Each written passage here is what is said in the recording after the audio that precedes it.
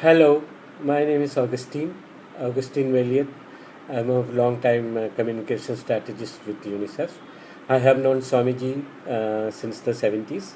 Let's say from the time he started his public life in Delhi.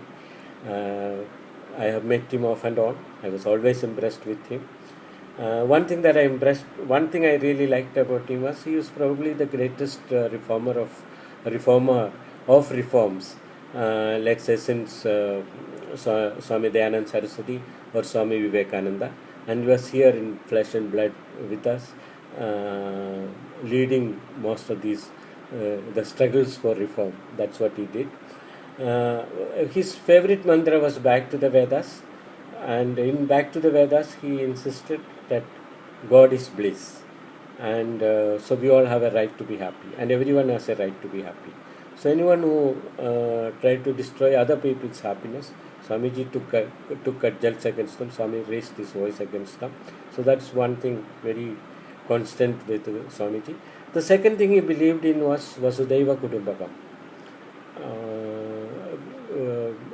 Vasudha is the family, the universe is the family. So all of us are one, all of us are equal, and we need to move as one family. That's why he believed in liberating religions from uh, from their hypocrisy, from their conservatism.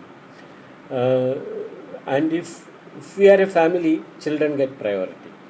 So that is why he fought for the children's right to live a peaceful life, not being bonded. He insisted on the girl children's right to be born. He led a huge march from Gujarat all the way to the Amritsar, to the Golden Temple, just to tell people that the girls have a right to be born. And I was partly part of that journey. Saw him.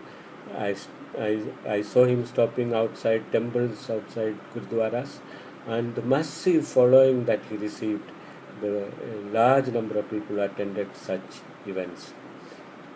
In Swamiji, we have lost one of our greatest spokesperson for the weakest, for the downtrodden, and but we must all continue Swamiji's seeking for justice. At the end of all told, he was a seeker of justice. Thank you.